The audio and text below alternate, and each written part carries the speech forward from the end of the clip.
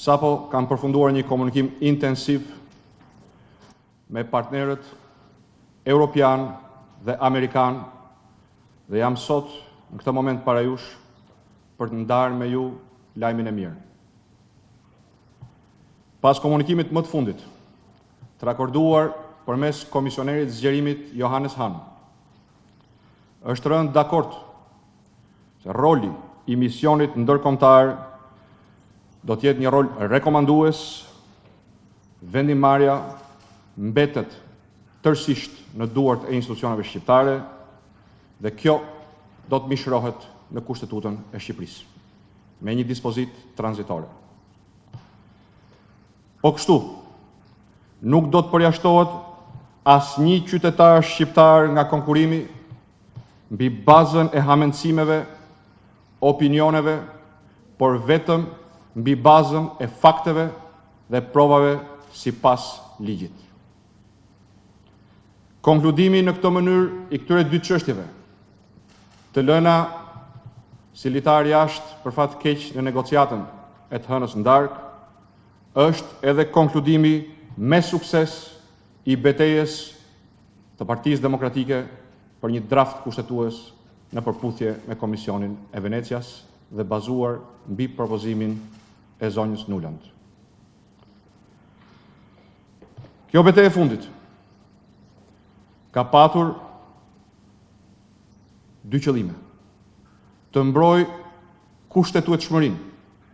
Parimin e shenjtë se askush nuk mund të ketë pushtet pa pasur llogaridhënie.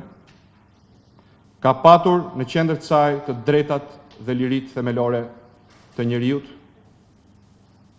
si ADN-ja e Partisë Demokratike, si vetë motivi i krijimit të saj dhe motivi sot dhe nesër i të gjitha qëndrimeve të saj politike. Nuk mund të presim, as nuk duhet kërkojmë që Europa na trajtojë si të barabartë, në qoftë se jemi gati të pranojmë veten tonë poshtë standardeve europiane dhe normave euroatlantike të drejtave të njeriut dhe të kushtetueshmërisë.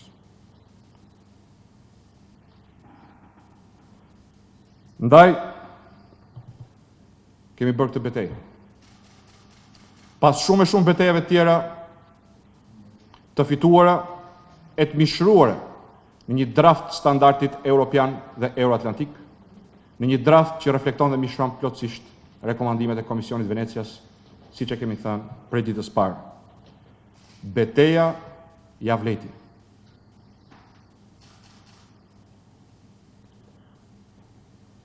Shumë miq, dashamirë mbështetës, demokrat, por jo vetëm. Në këto ditë kanë pyetur, kanë dhënë mbështetjen e tyre dhe kanë shtruar me admirim apo me pikpyetje se cili ishte motivimi për këtë debat madh, për këtë betejë të jashtëzakonshme të Partisë Demokratike. Ju them se qëndresa jonë dhe besimi im i palëkundur në një arritje pozitive, një konkluzion pozitiv të procesit, bazohet në dy bindje të thella. Spari se shqiptarët meritojnë një standard europian në çdo aspekt qeverisjes tyre, e në veçanti në fushën e drejtësisë. Dhe asgjë më pak se ç'bën për Europën dhe për Amerikën nuk mund bëj për Shqipërinë, sot dhe nesër. Kjo është bindja ime e thellë personale. Si njeri i ekspozuar ndaj këtyre vlerave dhe të mirave që këto vlera sjellin për shoqëritë perëndimore dhe i vendosur të jap kontributin tim prej ditës time të parë, e në veçanti sot në detyrën e lartë kryetarit të opozitës, që shqiptarët mos kenë asgjë më pak se standardi perëndimor, se standardi europian në qeverisje dhe në drejtat e njeriut. Bindja ime e dytë ka qenë se partnerët tanë të çmuar, aleati ynë strategjik Shtetet e Bashkuara të Amerikës dhe Bashkimi Evropian nuk mund e nuk do të pranonin kurrë asgjë më pak se standardet dhe normat, parimet që i kanë bërë shoqëritë e tyre të përparuara, të suksesshme dhe individet e tyre të fortë dhe me dinjitet përballë shtetit dhe gjithçka forcë tjetër. Prandaj nuk jam lëkundur në asnjë çast jo për kryeneqësi, as për kokëfortësi, as për populizëm, po sepse të hiqja dorë nga këto dy bindje, do të thonte për mua të hiqja dorë nga vetvetja. Do të thonte për Partinë Demokratike të pushonte se ekzistuari si forca politike që e nisi rrugtimin e saj për Shqipërinë se gjithë Europa, për liri dhe demokraci. Por sot, kjo betejë përmbushet me një fitore. Jo fitoren e Lulzim Bashës, as fitoren e Partisë Demokratike, por fitoren e çdo shqiptari, duke nisur nga kryeministri apo presidenti i vendit e deri te qytetari më i thjeshtë i Republikës, të gjithë barabartë para ligjit. Ndaj jam krenar dhe do ta luftoja këtë betejë 10 herë, me qoftë se do të vjesha të njëjtat pozita, sepse konkluzioni mund të ishte vetëm një: fitore e standardit evropian.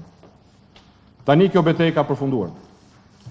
Dhe unë jam sot këtu për t'ju deklaruar shqiptarëve se Partia Demokratike është e gatshme që nesër të bashkojë votat në Parlamentin e Shqipërisë për draftin kushtetues të versionit hibrid si të miratuar të hënën e darkë me 2 çështjet e zgjidhura sipas dakordësisë me komisionerin Han.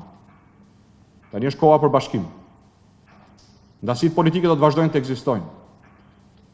Problemet e mëdha që na ndajnë ne dhe qeverinë nuk mund mbulohen nga asnjë akt politik, por akti politik i nesërm nuk është në emrin tonë. Është emër të çdo shqiptari e shqiptare, është në emër të gjeneratave që dhanë e luftuan për një drejtësi të pavarur, për një Shqipëri demokratike dhe të shtetit ligjor, dhe është mbi të gjitha për fëmijët dhe të palindurit akoma të shqiptarëve që meritojnë dhe sa takon Partisë Demokratike dhe mua do të kenë një vend të standardit europian. Asgjë më pak nuk është e mirë për Shqipërinë dhe shqiptarët. Ju falenderoj.